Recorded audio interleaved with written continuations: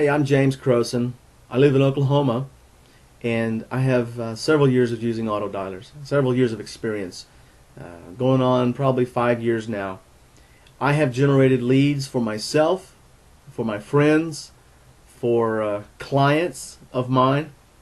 I have generated leads anywhere from, let's just say, 5 leads a day, 5 leads an hour, to 200 leads a day using one line a day. When I say one line, when I say lines, what I mean is how many phone lines are connected to an auto dialer. I've had dialers that were running just one line a day to 200 lines a day.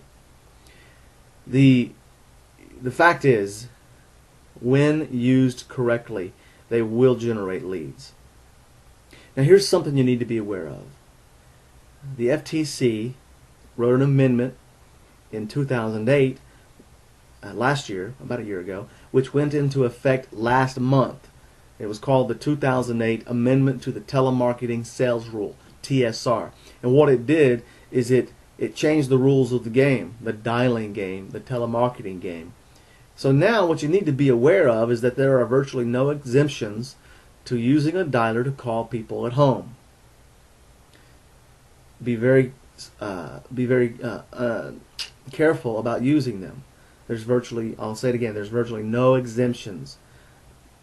I don't have the policy, the statute in front of me. It's in the Code of Federal Regulations. If you want to look it up, just type in Google CFR and then something like Telemarketing Sales Rule Amendment 2008. And that'll pull up the actual code that's in the CFR, Code of Federal Regulations. You could also see it if you typed into Google something like Federal Register TSR, or Telemarketing Sales Rule 2008. And the reason why you need to read this for yourself is this is the actual language of the CFR. The Code of Federal Regulations is actually the language of Congress. The Federal Register is the rule. It's called administrative rule or administrative law that was written by the FTC, the Federal Trade Commission, which is prior to it becoming statute or code, if you will, by Congress.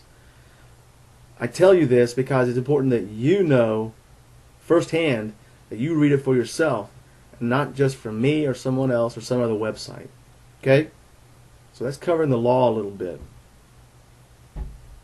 Number 2, about the volume of leads that I was talking about.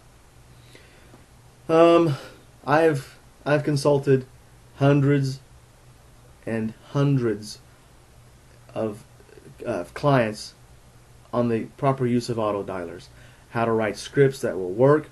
I've consulted doctors, insurance agents, mortgage brokers, network marketing representatives, lawyers, so many different types of industries, carpet cleaners, lawn care folks. Why? What's the common theme, the thread that runs through all of them? They want leads. That's the bottom line.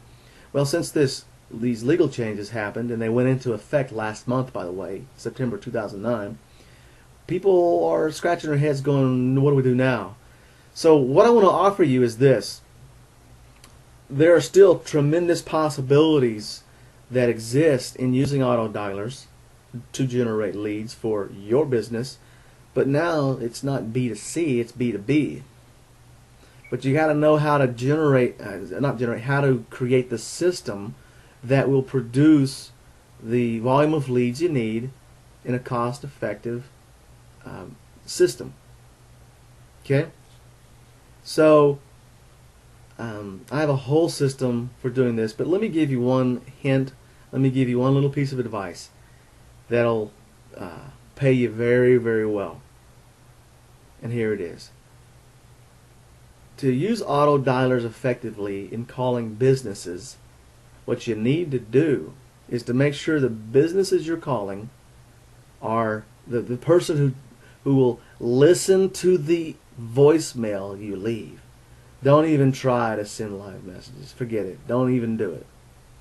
But dialer calls business. They don't answer, or they're not there. Therefore, the dialer leaves the message on their answering machine. Here's what you need to make sure. you need to make sure that you build your database that you dial with the idea in mind that the decision maker who would buy your products or services is at most 1 degree of separation from the answering machine message. So that means that either the decision maker checks their own answering machine, or there's one person in between them, like a receptionist, secretary, or something like that.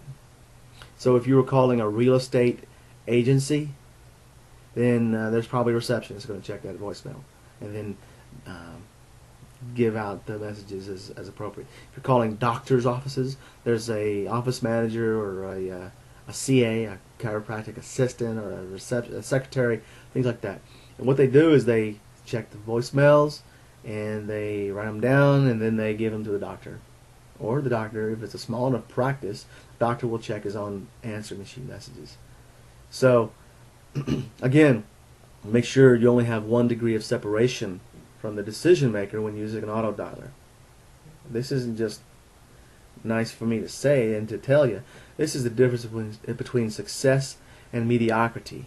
It's the difference between mediocrity and utter failure. So there you go. That's today's tidbit. I don't know when I'll get back and do another video, but if you want to check me out, I don't have anything for sale. I'm a full-time graduate student, but I like doing these videos. If you want to check me out and my qualifications, you can go to my website. It's alreadymillionaire.com. www.alreadymillionaire.com.